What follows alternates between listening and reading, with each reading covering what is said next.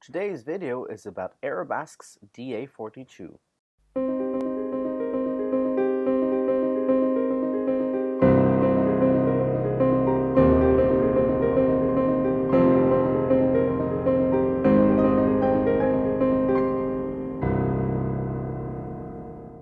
Hey guys, Tarek Merryface, and welcome to this slightly special video. It's a review for the Aerobask Da42.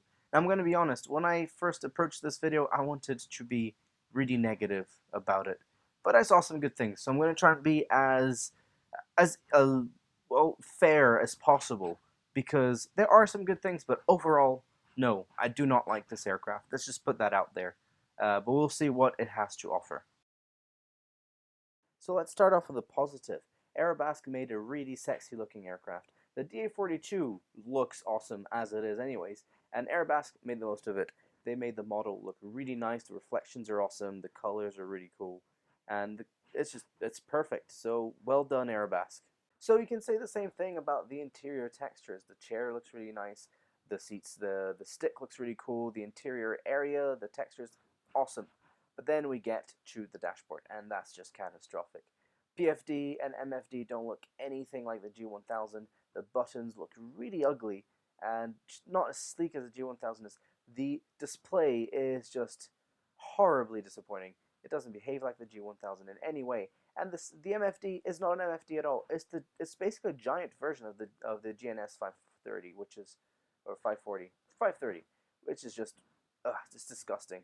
So the de-icing system only works in part, but it's not a big deal. So just off and high and nothing else. So this is a nice little feature. Obviously, you're not going to get this in the aircraft. You can turn reflections on and off on the screens and the canopy. So good for performance improvement or to make it look sexy. Now the autopilot system, I don't know what they were doing. They added this weird thing which looks a little bit like the Cap 140. Not sure it really is. Actually, it's not, because it just doesn't look like it, and it's got a bunch of stuff that's not on the Cap.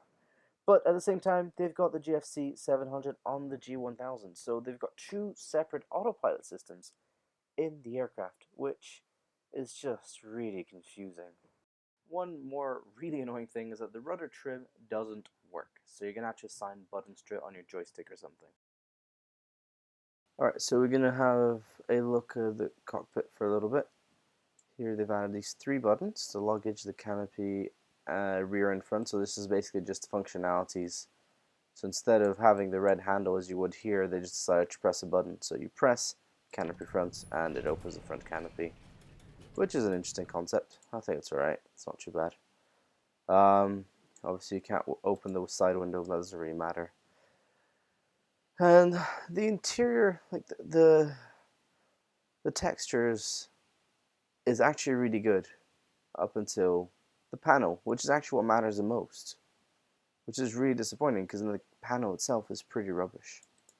The wing, the outside textures we saw earlier was really good. The seats, the cabin, all this stuff is great, but then we've got this, which I can't emphasize enough of how terrible it looks. Anyways, let's do the startup procedure. Won't even bother too much with the flow. Oh, one thing that's really nice, two things before we start that, is a crossfeed. So in the aircraft, you pull this back up to the red toggle, to the red blocking here, and that'll be a crossfeed. And then you have to slip this sideways and pull it back to switch off the fuel to the aircraft. So what they've decided to do here is just to press the red button, and that's really nice. It saves you a lot of hassle when trying to do that sort of stuff. And you've got this for performance issues, so you've got reflections on the PFD MFD, and then reflections on the canopy itself. We'll turn it off since we're recording, which is a nice little addition. Obviously these don't exist in the aircraft. And that's that. So let's see if the aircraft starts realistically, and you'll see why I don't think this is pay work quality in a second. Okay, so parking brakes locked, fuel on, avionics electric masters off, engine masters off, pitot heat off. Also, GPU, that's nice. Obviously, this doesn't really exist in the aircraft itself, but if you want to connect one of the engines to the outside power unit, then yeah, there you go. So, alternators on, ECU swaps on, servitudes off, sealed and guarded, and obviously can't do anything there. Not great. You can turn on the ELT though. There you go. but you can't. Oh yeah, if you turn that on in real life, they'll stay on. But you can't turn on the emergency battery, so I'm assuming the standby instruments are connected to the main battery or something. You got anti-icing off, and by the way, none of these work, just this, so obviously you can't test the anti-icing system after engine startup, which is a bit weird. Flaps up, and no alternate static air right here, alternate air source, sorry, which is really weird, especially for an aircraft which flies in true icing conditions. And the emergency gear extension is non-op, and you can't even reach for the alternate static air source, so that's disappointing. Right, that's a fully complete. Slight right. Let's try that. Slight right, if that even works. So you got no rudder trim either, which is also not fantastic. Start the engine. Electrical master's on. And you've got this. This is what I hate about it. Integrated flight deck, Aerobask Avionics. Look at this. This is horrendous. This shouldn't be here. This shouldn't be like that.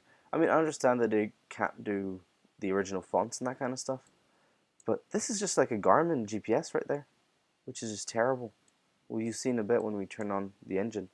Let's go back here, right, and strobe light on, and we don't need to do much for the engine startup procedure, so that's a beauty. Left engine master on. AOT 0, should be doing it twice. And here's the thing, here you should be seeing annunciation for the left glow. That's not on, obviously. Parking brakes are on, that shouldn't be there. And so you should wait for the glow to go off. And then if it's cold like it is now, less than 5 degrees, you turn it off and on again. But obviously that doesn't seem to matter here. And start the engine.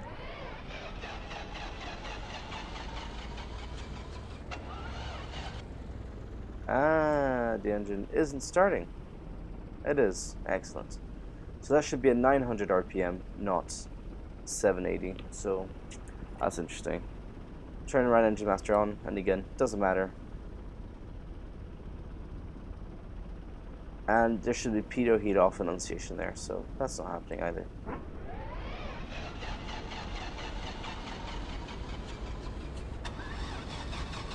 There you go. So both engines are on, and not at the right RPM. And we can turn on the avionics master, and look at this. This is terrible. This is like a Garmin 530 or something. And if you turn on the GFC 700, the autopilot annunciations appear here, which of course is ridiculous. We should have yaw dampener. So flight director on, alter on, which is weird. Yaw dampener should go on when the autopilot goes on. So yeah, not great. So that's my main issue is this. You know, if you want to get something that's realistic, work a little bit on the avionics. What the hell is this? So what's the weather up here? Looking pretty dull. Let's put position lights on. And taxi and landing lights, so we're about to take off. So that's it. That's exploring the startup. It starts up if you follow normal engine procedures, but obviously you're not going to see what you see in the aircraft, as you can see here. So it might seem like nitpicking, but this is not nitpicking. Caronado did a better job with the G1000, and they're all about eye candy, not about realism. So Aerobask, you need to step your game up a little bit. Alright, so the next part we're going to do is we're going to take off, and we are going to see if the takeoff profiles are realistic, which is kind of important. And you'd hope Aerobask works on that a little bit, because they've got the eye candy for the outside, a little bit for the inside, but the most important bit they don't. So let's see if, when we apply full power, 2,300 RPM, and parking brakes off, pitot heat, we're not going to leave it on since it's a VFR. There you go, airspeed's alive, 2,250, I'll give them that, that's okay. Oh, and this is IFR, oh well. And we're way above rotation, that's my fault. I was trying to look at the stuff. Alright. Positive rate. You're up. There you go. And now if you try and go for 10 degrees, should get around. Let's turn on the pitot heat, although I have a feeling it won't make a difference in this aircraft. Yep, not even functional. Excellent. So we're 10 knots faster than we should be. And if we bring power down to 90%, load 90, and we bring it down to 7.5, we should be going for 100 knots. So I was 20 knots above, sorry, because a 10-degree pitch with 100% power should be going for 90 knots. And 7.5, 90% power should be at 100 knots. And we're accelerating, and we're at 115. So takeoff performance is not exactly realistic.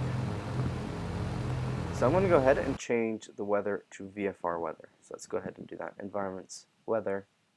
Let's clear it up. And you can do some air work. So now that's done. We've done the takeoff performance. And if we bring power to 50%, to cruise settings, we should be at this pitch to maintain altitude. And obviously we're still climbing, so that's that. And there's no rudder trim as well, which is not great. So you have to be attitude indicator on the horizon should be attitude, 50% power. And look at our airspeed, 140 knots. It could be a different engine, obviously. But if you're going to talk about the TL diesel engines that the Da42 usually comes with, you're looking at a cruise speed of about 110, 115 knots with a 2.5 degree pitch at 50% power. So here I'm on the nose of the horizon. So there you go. So, not that realistic up till now. We're going to check out the stall speeds. Stall speed on this aircraft is 60 knots, 58 knots. So we're going to bring back power and maintain altitude. We're actually climbing still. Interesting. So just give it a little bit of time.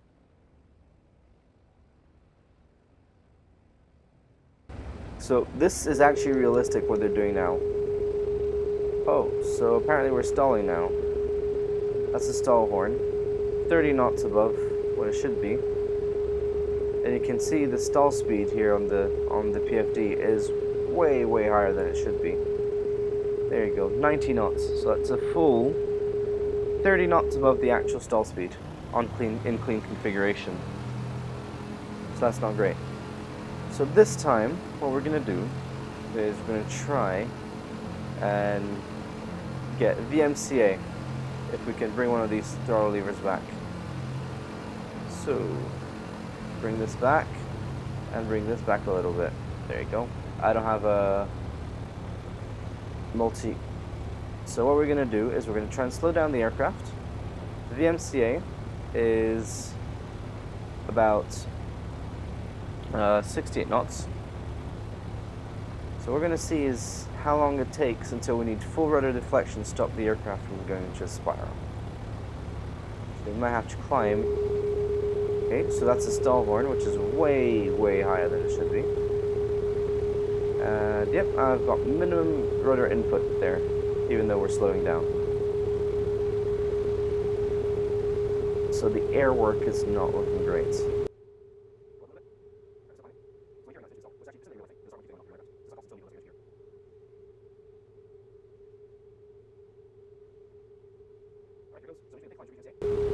Alright, we're now below VMCA, and we still got control of the aircraft. Alright, I'll give it to them. This one I'll give it to them. I'll give it to them. It was around 70 knots where I need to start using aileron to counter the spin. So I'll give it to them. So VMCA test passes for the Aerobask Da42. Okay, so now we're on a 3-mile final set up by X-Plane, and we're going to try and set up for a final approach. So, we're going to reduce power to 40, and we're accelerating, which is great. Maximum gear extensions what was it? 156 for extension. So gear speed check, gear down. So I was looking away when that happened, and I think, there you go. So gears down, check 3 greens, there they are. And speed check for the flaps approach, we're above that, so we're going to reduce power completely, which is ridiculous. 500. Oh, interesting, that shouldn't be there. 500, Right. So as you can see, flaps approach is 137, so we can now bring them down. Add a little bit. And let's see if we get the ballooning. We don't get the ballooning, right. The A42 has massive flaps, so we should get some ballooning effects when we descend, which we're not getting.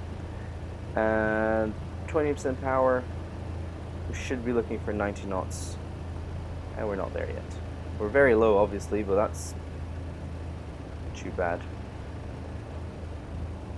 There you go, looking for 90 knots, and we can reduce idle.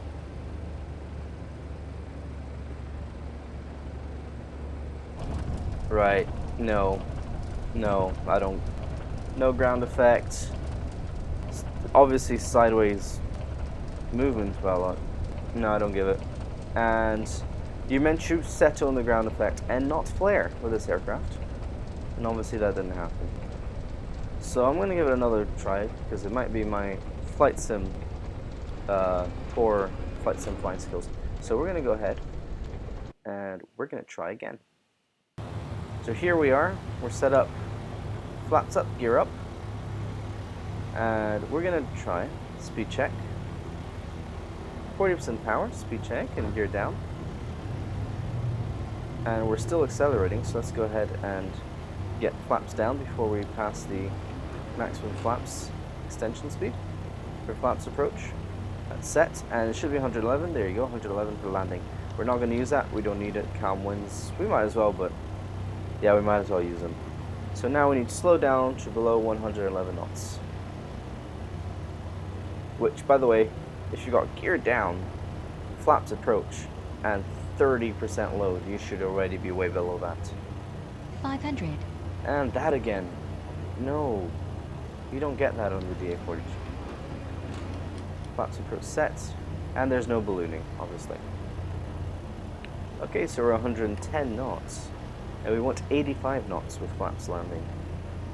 A little bit above.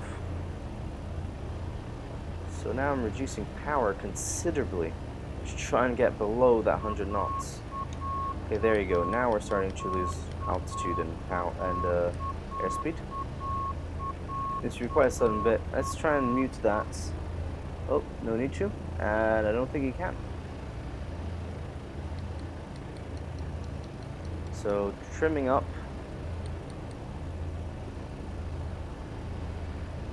Okay, we're still a little fast, so we can reduce power completely. About 85 over the threshold. And let's try this. Nope. Nope, again. Just starts sinking all of a sudden. Completely ridiculous. That's 2 landings attempted, and we still didn't get the same result, and that approach was a lot better. So, performance lands pretty bad on... tail's pretty bad on landing, so... disappointing. Okay, so what do I think? Okay, it's got some good things, and if you're not a realism fanatic, it could be okay. But the flight models aren't good, the dashboard looks terrible, the G1000 isn't a G1000. It might have a vague similar look to it with the same sort of bezel around it, but it's not the G1000. It just doesn't behave like the real aircraft. And a bunch of the really important things like pitot heat isn't working. And the price for this aircraft? $19.95 on the X-Plane store, which for me is a bit extravagant when you consider what you're getting for it. So, no, overall don't like it. I want to be fair about this. Imagine you don't want to be too realistic, and you're flying VFR, so you don't need an MFD. GNS 530, whatever, it's fine. You want something that looks more or less like it. Outside looks cool. Excellent. Except that it doesn't behave like the real thing. The aircraft stalls at much higher speeds. It doesn't exactly behave like it does, like it should. Especially on landing and approach, the aircraft doesn't flare. It doesn't settle on ground effect, so you kind of onto the ground, and it's not great.